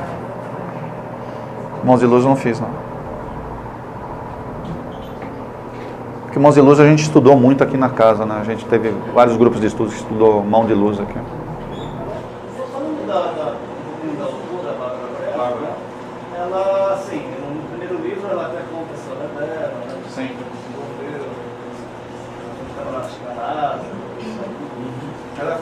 ela Pesquisadora, né? E ela, assim, foi sensitiva desde Tem mais um pedacinho. criança, né? Depois foi desenvolvendo, né, a base da evidência, aí apareceu O mentor, sim, é isso. que ajuda, né, ela no tratamento, né? Mesmo. E assim, ela tem um consultório, ela cobra os atendimentos, né? E nesse segundo livro, ela tem um capítulo que ela fala, ela debate essa coisa do cobrar, né? Ela fala, ela defende que os curadores deveriam ganhar tanto quanto médico. E assim, existe uma certa pessoal que é médico, está usando, tem ajuda espiritual, né? E está cobrando sobre isso, né? E por alguns acham que isso é imagineiro. Mas o mentor continua fazendo o trabalho, não teve o cobrar é uma coisa um pouco delicada aí, tá? A nossa compreensão, pelo menos a compreensão da nossa casa e as outras casas que trabalham conosco, tem uma compreensão muito parecida. Inclusive é orientação de Ramatiz, tá? Então como a gente segue essa linha de Ramatiz, essa questão de cobrança, a gente recua totalmente. Ou seja, a gente não aceita cobrança quando envolve campos mediúnicos, campos de trabalhos espirituais. A gente fala, isso não. Nós temos que ganhar dinheiro, tá, com outra coisa, com outra profissão sua. Se você usar o seu campo mediúnico para ganhar dinheiro, invariavelmente esses mentores são trocados. E vem normalmente aquilo que a gente chama em Umbanda, chamado de quiumba. Vem um quiumba no lugar, tá, que se faz passar exatamente pela mesma pessoa. Isso acontece muito nos centros espíritas, muito nos centros de Umbanda. Você acha que está incorporando um caboclo, você acha que está incorporando um preto velho? Não é isso que você incorpora. Você traz um quiumba e ele começa a fazer esse trabalho junto com você. E normalmente envolve o quê? Envolve matanças, envolve cobrança, certo? O seu mentor é trocado. Ele é trocado e assume o mesmo papel. Aí você fala, mas como que o médium não percebe? Lógico que ele não vai perceber. Cadê o orgulho dele? Cadê o egoísmo dele? Cadê a questão de como ele lida com esse bateu, levou? Se ele não faz o trabalho de reforma íntima dele, o mentor não fica com você, ele se afasta. Ele se afasta. O próprio Norberto Peixoto, o Exílio Mais, a dificuldade que Ramatiz teve de se aproximar dele, porque requeria dele algumas mudanças. Enquanto ele não mudou, o Ramatiz não encostou nele. E é claro, mudou um pouco a maneira de se portar, na hora esses grandes seres iluminados se afastam. Alguém vai assumir? Sem dúvida, alguém vai assumir a cobrança. Então eu questiono muito essa questão de cobrança. Você fala, um médium curador pode cobrar? Eu acho que não deve cobrar. Essa é a minha opinião. Seria um pouco orientação do mentor da casa. Você fala, não, mas deveria cobrar como cobra um médium. Eu acho que a gente tem que separar um pouco as coisas aí. Essa questão mediúnica, ela envolve questões espirituais, porque todo médium curador envolve desobsessão, envolve magia. Então começa a cobrar isso, é isso que você está falando? Não dá para falar, vou usar só meu campo magnético. Mas mentira, isso não é possível, você usar só o seu campo magnético. Vai usar o seu campo magnético numa pessoa, automaticamente você tira o obsessor, você vai trabalhar o campo obsessivo dela, você vai trabalhar o campo magístico dela, vai trabalhar imediatamente também os campos da personalidade, você fala, isso é uma função de um médico? Fiquei meio preocupado com isso. A gente tem que tomar um pouquinho de cuidado com essa questão de cobrança. Eu não sou favorável a essa questão de cobrança. Acho que eu tenho feito tudo muito tranquilo, bem fácil, o que eu tenho que fazer no jardim. E eu compro. E aí? Eu acho que é essa a sua profissão. Mas bem claramente o que até desenho, tudo. Tudo muito claro para mim. E aí? Isso. Mais ou menos isso.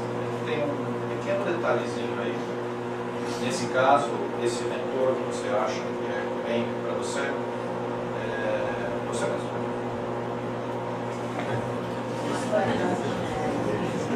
Você acha que é a primeira vez que você mexe com jardins? Por que você tem essa propensão de mexer com a terra, com planta? Por quê? Foi agora que você sentiu isso? Não. Não mesmo. Na verdade, o que você faz, você acessa algumas informações que estão no seu mental superior de como cuidar bem de uma planta, que você adora fazer isso. Você adora fazer isso. Você fala, mas eu estou recebendo a intuição de um mentor. Chama-se você mesmo. Marizil. Esse é o mentor da Marizil. Marizil. Olá, meu desenhei a pessoa tinha visto exatamente o que. Mas, via de regra, a maioria de nós que é intuído fazer ou ter facilidade em lidar com certas coisas, não tem um mentor, sabe, espiritual nos intuindo. É a nossa própria personalidade de outras épocas que a gente usou isso, aprendeu isso, não foi uma vez, sabe? Isso vai fazendo o acúmulo, né, de informação, de conhecimento. Aí você acessa e traz com facilidade. Mas nada a ver, né? Porque tem um processo desobsessivo acontecendo. Se fizer, nossa, aí eu tenho que rever os meus conceitos. Porque... Então, aqui só uma tabelinha, né, que vocês precisam aprender a preencher, que fala um pouquinho do medo, né?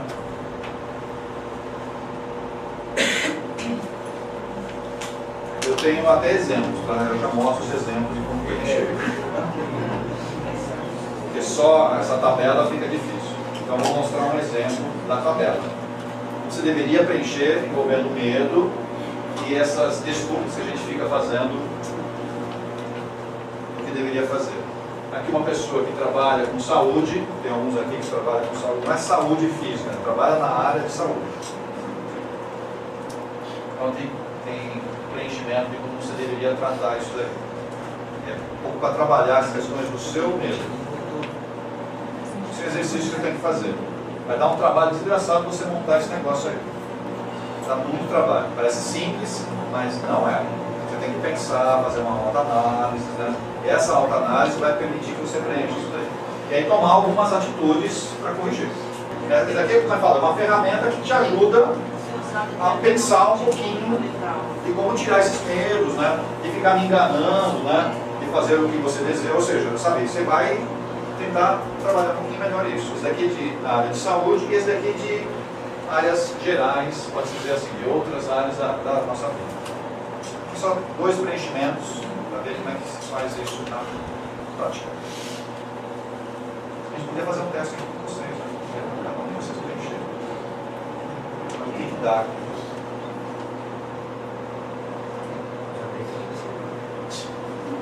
Você vai fazer? Não. Ah, você vai entender. Aqui eu tenho várias imagens, tá? Só para mostrar os fluidos. E a Bárbara, né, ela trata, não sei se dá para ver as imagens aqui, é um médium curador cuidando de outro médium, de outra pessoa. Dá para perceber o halo que se mistura aqui, duas pessoas que se gostam, né? O halo fecha junto, tá? E não precisa estar fisicamente perto, tá? Só de pensar, o halo vai. Não dá para separar isso daqui, falar, são coisas separadas. Não acontece isso. Você vai cuidar de alguém, então aqui a gente tem um médium de cura cuidando de uma outra pessoa. Tá? Aqui cura, defesa oral, ou seja, também dos fluxos de energia.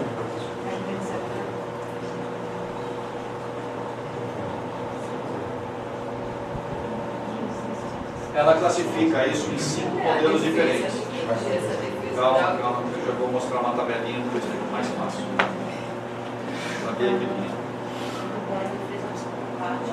Nós temos, ela classifica isso em 5 modelos. Né? Eu tenho uma tabelinha que eu montei a tabela porque eu sabia que vocês iam querer saber os detalhes. Né?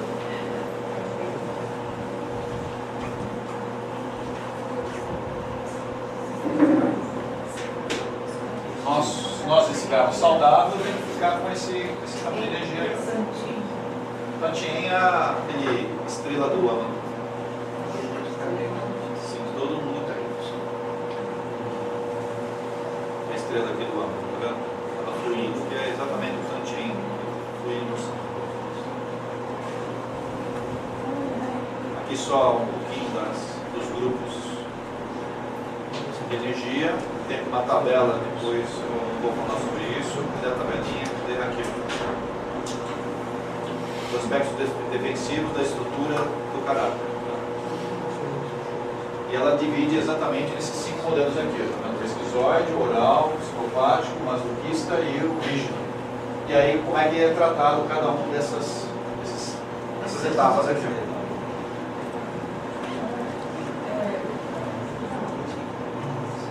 Precisa ver como... Fala só para a questão principal, assim, o que significa olhar o pai, né? É como que você se defende, como que você se defende. Defende de pai. Como é que você toma uma decisão de defesa? Aqui no caso, certo? Você normalmente se defende com carinho. No caso de se for um psicopático, você vai tratar o quê? Isso é uma traição. Provavelmente ou você vai trair ou vai ser traído. Um dos dois. Você vai fazer. Se você tem um comportamento psicopático. O masoquista, ele vai invadir o terreno do outro ou vai roubar o terreno do outro. E uma pessoa pode ter mais de 2 tipos? Sem dúvida. Não tem um caso único aqui não. É tudo misturado. Uma pessoa que é muito dura, né, muito rígida, há o comportamento que normalmente vai ter. O que é sugar a vida? Sugar a vida. O que é isso? Sugar a vida? Onde está isso? Ação defensiva no oral. Normalmente a pessoa ela se aproxima de outra para fazer o quê? Literalmente sugar o campo de energia dela. Vampirismo. Você não conhece ninguém que faz isso com você? Ou você faz isso com alguém? Literalmente você se aproxima dela e aí você fica bem. E o outro fica meio... Não é assim? Tudo que acontece quando você vai na casa de alguém, você vai em algum lugar, você vai bem. Aí você sai meio... Ou às vezes se você está em casa bem, você recebe uma visita. A hora que sai, você está no óleo. Nunca aconteceu com vocês? Só comigo? Só eu? Faz parte do sofrimento. Mas, não é sofrimento. Aprendizado. Aprendizado, certo.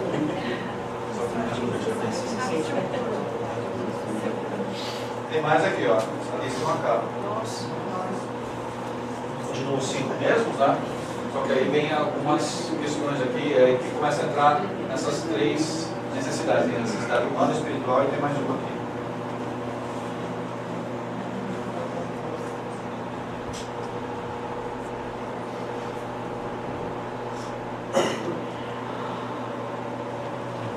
Deixa eu andar um pouquinho mais, que eu queria mostrar umas outras figuras para você. Tem essa daqui que é a dimensão, a distorção temporal que acaba acontecendo. Você está numa dessas daí, ó. Olha a distorção temporal, de qual delas você está encaixado. Aí você já sabe o tipo de estrutura de caráter ou de defesa que você vai implementar. Qual delas? Via de regra a gente está numa delas, pessoal. Vai falar, estou em todas. Ferrou. Bom, as imagens que eu queria mostrar começam aqui. Que é a pessoa que é esquizoide, olha como fica o campo áurico dela, tá vendo?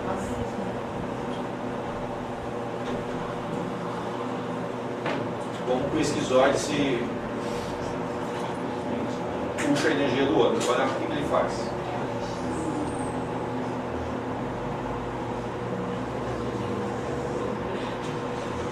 Ele puxa aos cordãozinhos, vocês estão vendo os pequenos cordõezinhos aí? Isso vai acontecer. Se você for um esquizoide, esse campo vai existir. Aqui de interrupção, uma forma de você bloquear é cruzando, né? Você pode cruzar as pernas, cruzar nos braços, uma forma de você bloquear. E aqui com permissão, né? Você fica com os braços para baixo, uma forma de você permitir. E aqui de retração. Os dois acabam assumindo o mesmo papel.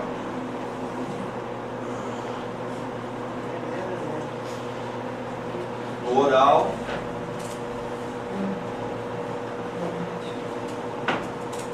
olha os fluxos que fica aqui, ó, reação de repercussão.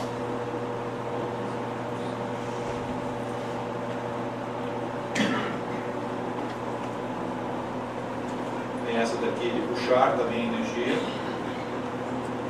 O que está naquele quadrinho está representado nessas imagens aqui. É oral porque é uma pessoa verbalizadora? Isso, fala muito.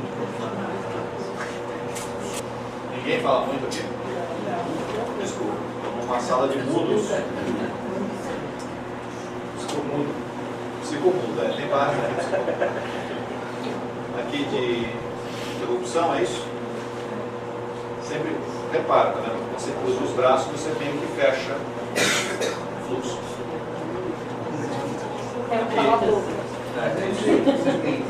A maioria de nós faz isso. Quando percebe que está sendo invadido, na hora você cruza o braço. É imediato isso daí. Você não percebe nem que faz isso, mas que você faz. Na hora você cruzou o braço e falei, não está entendendo mais nada, não quer saber mais nada, se fechou. Totalmente rejeição.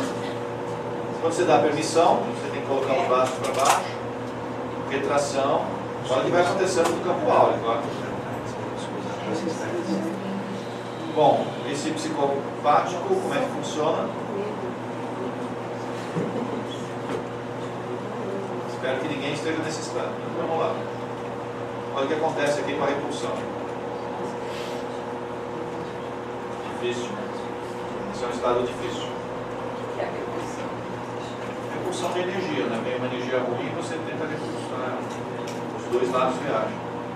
Não sai coisa boa disso, não. Não sai coisa boa disso, não. Aqui você só está puxando, tá vendo? Então alguém está mandando e você está puxando. E aqui você interrompe novamente, né? Cruza o braço e você trava o campo de energia. E aqui novamente essa permissão de rejeição. E aqui essa de retração. Você acaba absorvendo parte do campo de energia que veio do psicopata. Aí seu campo áurico entorta. Quando você convive durante muito tempo com uma pessoa que é viciada, independente do vício, e o vício aqui não é somente vício material, vícios morais também está no meio, que vem desde a questão de depressão, pessoa muito ansiosa, ela inverte ou entorta todos os campos áuricos das pessoas que estão à volta. Então, com quem você convive?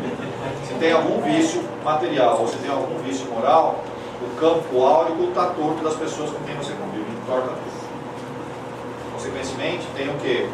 Olha o que acontece com o chakra. O chakra ele não deveria ter um fluxo bem reto, olha, o chakra começa a pegar a energia lateral. Ele não consegue mais pegar a energia crística, ele começa a pegar a energia que não é mais crística. Ele está torto. Aqui esse masoquista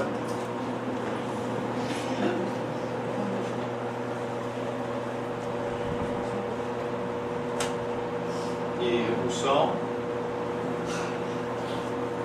e puxar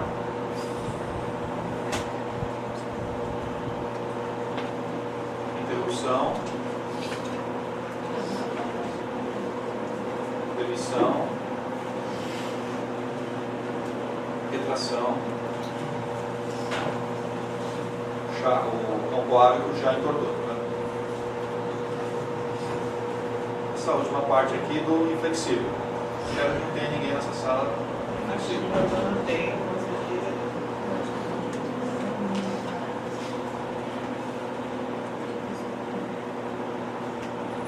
Repulsão, puxar, novamente, repulsão, né? Bloqueio, permissão, novamente o campo áurico entortou. Ou seja, todos esses estados acabam interferindo no campo áurico das pessoas com quem a gente convive. Elas vão ficar tortas. Aí aquilo que a gente chama de rara, né, que é o eixo de equilíbrio, ele entortou.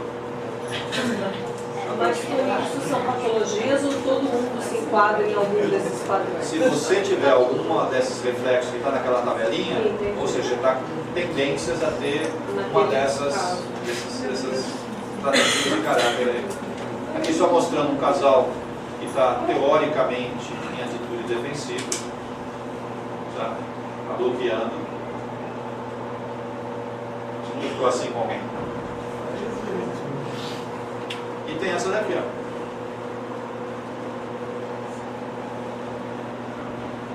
Aqui dá para perceber que os dois estão uma pequena discussão. Pequena discussão. Então um manda uma energia e o outro vai lá e puxa. Tudo ao mesmo tempo acontecendo, olha só. Coisas muito legais. Então é isso daí, pessoal. Já deu hoje. Tá? Qualquer coisa vocês dão uma olhadinha mais nos detalhes nesse texto aqui.